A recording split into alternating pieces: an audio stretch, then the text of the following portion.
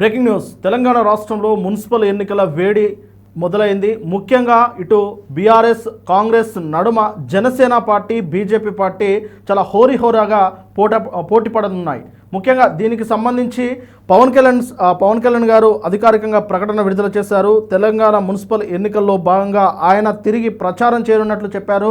నిజంగా ఇది రేవంత్ రెడ్డి గారికి బిగ్ షాక్ అనే చెప్పవచ్చు. ఎందుకంటే పవన్ కళ్యాణ్ గారు రంగంలోకి దిగితే ఎంతో కొంత ఓటు బ్యాంకును ఆయన ఆకర్షించే అవకాశం కనిపిస్తూ ఉంటుంది. కాబట్టి ఇది రేవంత్ రెడ్డికి కాంగ్రెస్ ప్రభుత్వానికి ఇది ఒక పెద్ద షాక్ అనే అందరూ భావిస్తూ ఉన్నారు. ఈ నేపథ్యంలో పవన్ కళ్యాణ్ గారిని తెలంగాణ రాష్ట్ర బీజేపీ అధ్యక్షులు ఎన్ రామచంద్రరావు అలాగే కేంద్ర మంత్రి కిషన్ రెడ్డి ఇద్దరు కలిశారు. మర్యాదపూర్వకంగా వారిని కలిసి వారితో మాట్లాడి ఖచ్చితంగా మున్సిపల్ ఎన్నికల్లో బీజేపీ పార్టీకి జనసేన పార్టీ సపోర్ట్ చేయాలని కొన్ని చోట్ల మనం కలిసి పోటీ చేసినప్పటికీ అది స్నేహపూర్వకంగానే ఉండాలని చెప్పేసి ఆయనతో మాట్లాడినట్టు తెలుస్తూ ఉన్నది.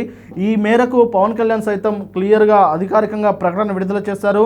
తెలంగాణలో అన్ని మున్సిపాలిటీలలో బీజేపీ జనసేన స్నేహపూర్వకమైన బంధాన్ని కొనసాగిస్తుంది. కాబట్టి చాలా చోట్ల జనసేన ఉపసంహరించుకునే ఆలోచనలు కూడా ఉన్నట్టు తెలుస్తూ ఉన్నది.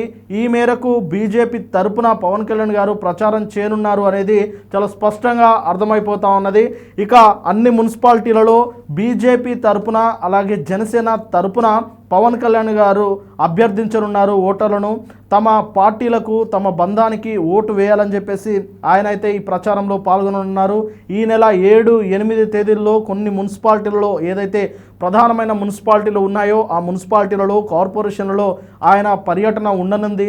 కాబట్టి మరి ఆయన ఎలాంటి అంటే ఆ ప్రచారంలో భాగంగా ఆయన ఎలా అభ్యర్థిస్తారు, ఓటర్లను ఎలా ప్రచారం చేస్తారు అనే దానిపైన ఆసక్తికరమైన చర్చ నడుస్తూ ఉంది. ఎందుకంటే అటు ఏపీలో ఆయన ప్రచారం ఏ విధంగా ఉంటుందో మన అందరికీ తెలిసిందే. జగన్నే టార్గెట్ చేసి జగన్ ఒక్కరినే టార్గెట్ చేసి ఆయన 5 సంవత్సరాల్లో చేసిన ప్రతి పని మీద చాలా ఆవేశపూరితమైన స్పీచ్లతో దంచికొట్టిన విషయం అందరికీ తెలిసిందే. మరి తెలంగాణలో ఆయన ప్రచారం ఏ విధంగా ఉండనున్నది, మొదటిసారిగా తెలంగాణలో ఆయన ప్రచారం నిర్వహించనున్నారు. కాబట్టి ఇటు కాంగ్రెస్ ప్రభుత్వం పైన ఆయన ఏ విధంగా మండిపడతారు, ఏ విధంగా దాన్ని ఎండగడతారు అనేది ఇప్పుడు అందరిలో ఆసక్తికరమైన చర్చ నడుస్తూ ఉన్నది. ఒకవైపు చిరంజీవి గారు పవన్ కళ్యాణ్ గారు అన్నయ్య, ఇటు ముఖ్యమంత్రి రేవంత్ రెడ్డి గారికి చాలా సన్నిహితంగా మెలుగుతూ ఉన్నారు.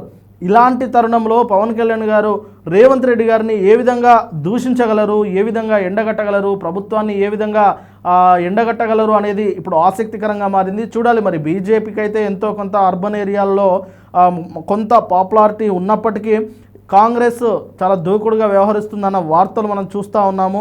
కాబట్టి ఇప్పుడు జనసేనాని రంగంలోకి దిగి మరి చక్రాన్ని అంటే గేమ్ చేంజర్గా మారబోతారా?